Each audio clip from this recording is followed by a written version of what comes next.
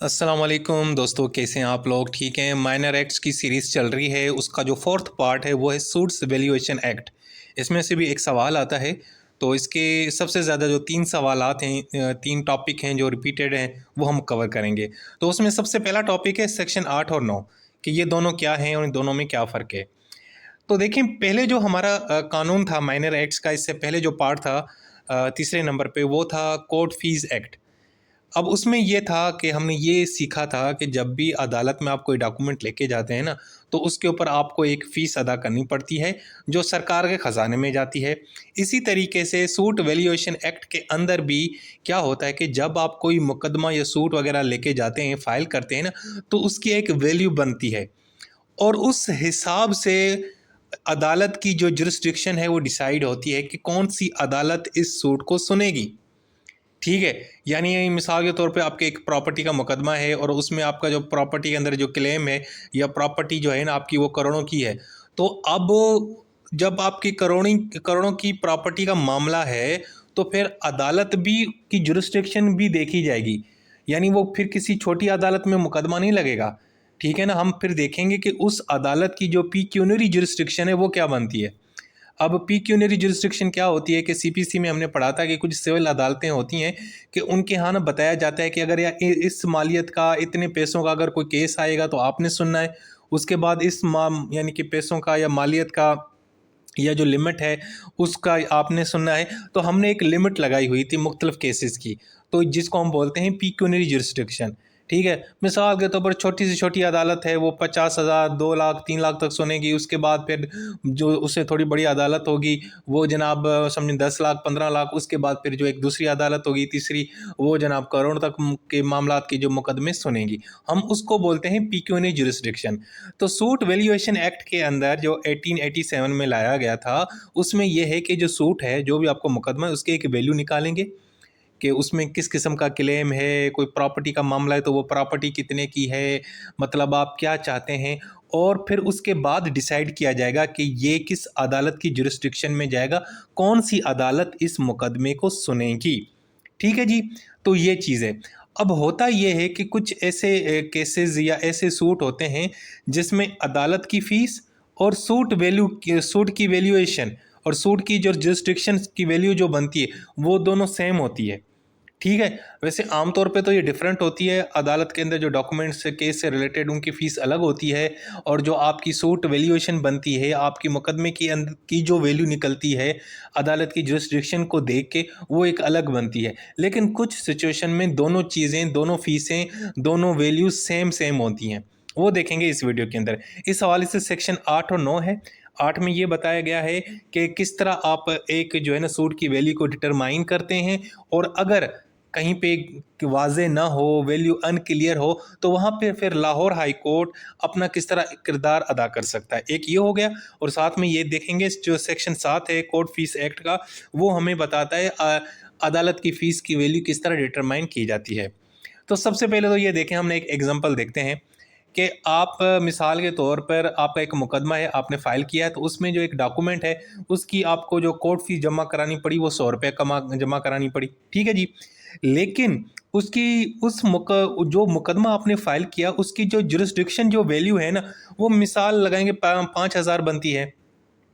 तो अब आपने वो 5,000 जो फ़ीस दी उस मुकदमे के अंदर, क्योंकि उस मुकदमे के अंदर जो आप क्लेम जो है ना, जो जो आप अदालत से चाहते हैं ना, वो आप डैमेजेस चाहते हैं 5,000 की। यानी वो उस मुकदमे के अंदर जो वैल्यू है, जो चीज़ आप डिमांड कर रहे हैं अदालत से, वो 5,000 है। तो इस हवाले से फिर उसकी जुरिस्डिक्शन वैल्यू क्या बनेगी? 5,000। लेकिन जो डॉक्यूमेंट के ऊपर आपको फ़ीस देनी पड़ी अदालत में, वो कितनी थी? ₹100। सो इसका मतलब ये है कि जनाब ये कोर्ट फ़ी अलग हो गई और सूट की जो वैल्यूएशन है वो अलग है।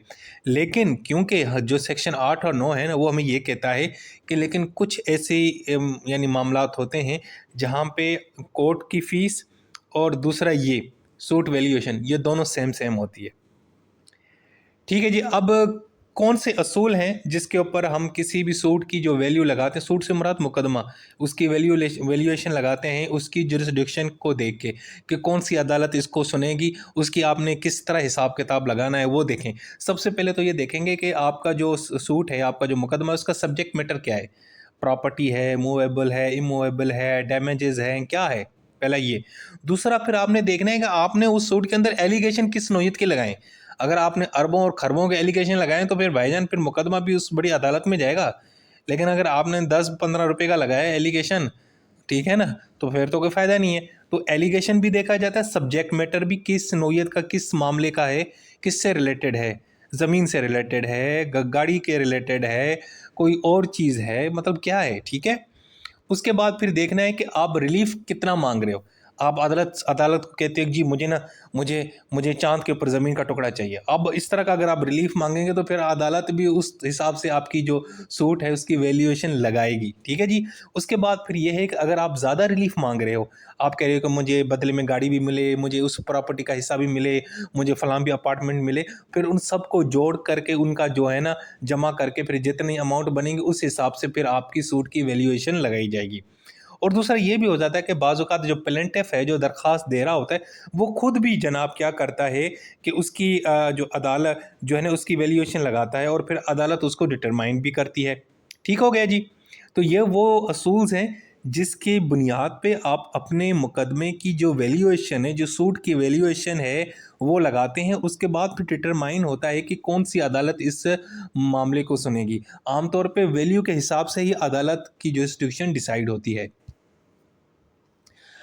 अब जनाब सेक्शन जो 8 है ना वो ये कहता है कि कुछ ऐसे सूट्स हैं जहाँ पे कोर्ट फ़ी और जुरिस्डिक्शन की जो वैल्यू होती है सूट की, वो दोनों सेम सेम होती है। वो कौन से? नंबर 1, एडमिनिस्ट्रेशन से सूट।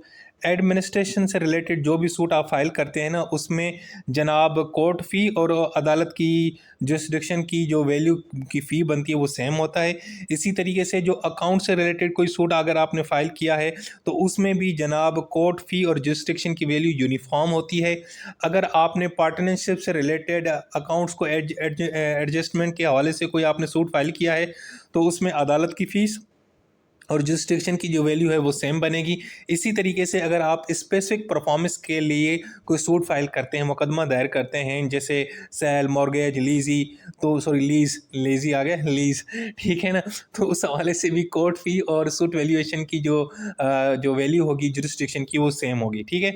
इसी तरीके से अगर आप अदालत से कोई मखसूस किस्म का हुक्मनामा चाहते हैं, इंजक्शन चाहते हैं, तो उस सूरत में भी जो कोर्ट फ़ी और जुरिस्डिक्शन की जो वैल्यू है वो सेम निकलेगी।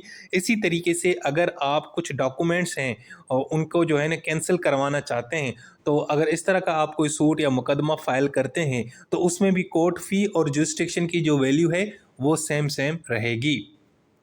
ठीक है जी, ये तो मैंने आपको बता दिया सेक्शन 8। सेक्शन 9 में ये कहता है कि अगर कोई एक ऐसा सूट है या ऐसा मुकदमा है जिसकी वैल्यू आप डिटरमाइन नहीं कर सकते, मतलब हम उसको मेजर नहीं कर सकते, यार ये इसकी कौन सुनेगा, मतलब कौन सी अदालत की जुरिस्डिक्शन में बनेगा, मतलब हमें समझ नहीं आ रही, हम उसको उसकी वैल्यू लगा नहीं पा रहे।